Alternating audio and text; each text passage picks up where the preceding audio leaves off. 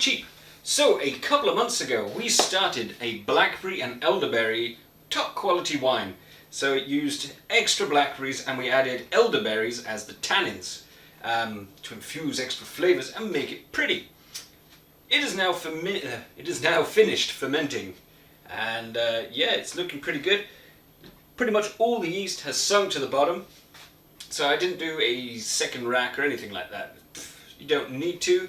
It has been sitting on its yeast, but that's okay because it's a more traditional style, and the yeast we used is going to impart some flavours of fruity notes, so even better. So let's have a smell.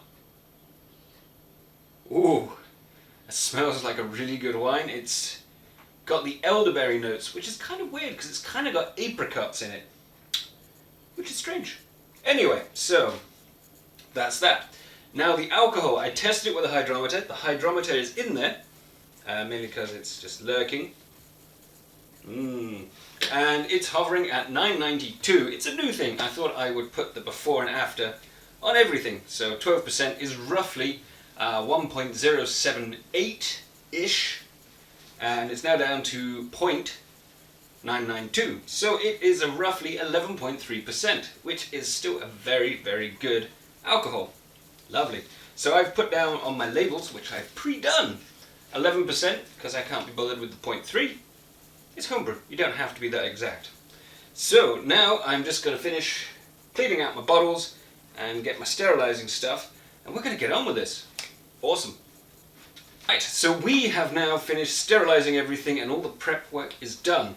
So the bottles are looking lovely. As you can tell, they've been rinsed out. So they are as clean as they can possibly be. That's just water. I've got my caps, which I've also sterilized, and they're just sitting in fresh water. Just to make sure, because there's that little seal bit that can get a little bit of bleach behind. I don't like bleach in my brews. A little bit doesn't harm, but just to make sure. Siphon tube has been lovely and sterilized, along with the side, so I can put things on it. And we now have the blackberry and elderberry to bottle, which is looking pretty nice. I've got a little glass so I can try a bit at the end. Fingers crossed if I've got any left. So, it's not a necessary step, but it's a step that a lot of people use. And that is to add some type of security, otherwise known as stabilizer. So you may be tempted, you may think, or you may read to use a Camden tablet. You can, but that's only half a measure. If you use a Camden tablet to stop something that's sugary, even though this is dry, an example, it doesn't really stop it. It will stop it for a bit, but then the yeast goes meh and carries on. Stabilizer is the only way to stop fermentation dead in its tracks. That is how you use it. It's also good for when you're bottling and stuff. It can aid in stopping oxidation of your wines. Don't have a problem with that. I don't degas my wine. I do it in the bottle, so that's just how it works for me. So, with that being said, we're going to bottle this baby up now. So I'm going to put my 6 bottles on the floor and I'm going to get my siphon on the go. This is where the thin tube is going to come into its own because it's going to make sure it picks up the least amount of sediment that's in here. It's also going to take a bit longer, so it does kind of stop oxidation as it forms. And there's a storm. So there, put these on the floor.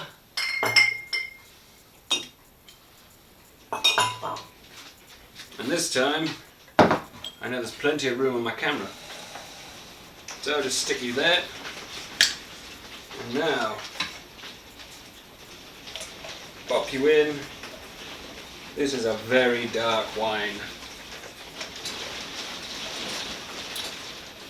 Yep, it's very dark. So that was all the way in. The only problem with using just a tube is that you do, there we go, you do have to be a little bit more careful when setting it up. So this is the tube, just make my siphon. And look at that beautiful colour. That is a good colour. As long as you hold your finger over the top of it, it's not going to go anywhere. That is a good colour. So in the bottles they go. And yeah, we'll be back once this is drained. Awesome. So I have finished bottling. As you can see, I've put the labels on and they're looking absolutely wonderful. Really deep, dark, rich colour. the smell is really tasty. So I said I was going to try some of this. So there was enough in the 5-litre container to get another sort of quarter of a bottle out. All of my equipment is just over there in one place since I managed to spill a bit on the floor and it's turned pink. So be warned, if you're using blackberries and elderberries, it does stain, even once it's fermented. So this is the little bit left over from a bottle that for some reason the glue doesn't come off. So this is going to be used for cooking. So check that out. It's always nice to have a bit of cooking wine. Never cook with anything you're not willing to drink. So, first impressions, it is dark. It is very dark. But very nice. It smells really nice as well. It's still got, once you've done some home brewing for a while, you will kind of pick up on things that you can smell. I can smell the tannin in here, so I can tell this is going to be quite bitter. Could be wrong, but let's give this a little go. Wow. Wow. Woo! Okay, so that is very pleasant. Even though it's got a, it does have a hint of tannin in there, I will say.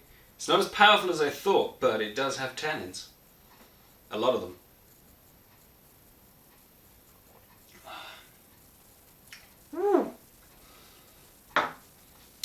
Best way to liking it is a Merlot.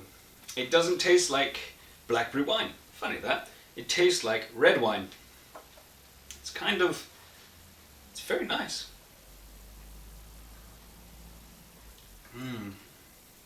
I think there was, even though there wasn't a lot of elderberries in there, the elderberries have really brought out the wine flavour.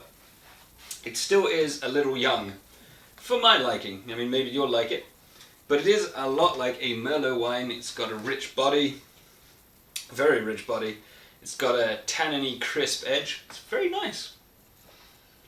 All in all, I'd say this is going to be a fantastic wine with a bit of aging. That is the downside. Because we added in things that have got a lot of tannin in, like the elderberries, this is going to take longer to mellow and really turn into something fantastic. But it's not bad. It's going to make a very good little bottle of cooking wine. So, this is going to now just be stuck in somewhere that's dark and out of the way, or not in direct sunlight, for, coming on Christmas. And then we are going to rip open one of these bottles, and I'm going to devour it with great relish and furious enjoyment. So, as always guys, I hope you enjoyed this bottling video. It's given you some ideas. Of course, share, like, subscribe, and I will catch you in the next video. I'm going to drink some more. Cheers!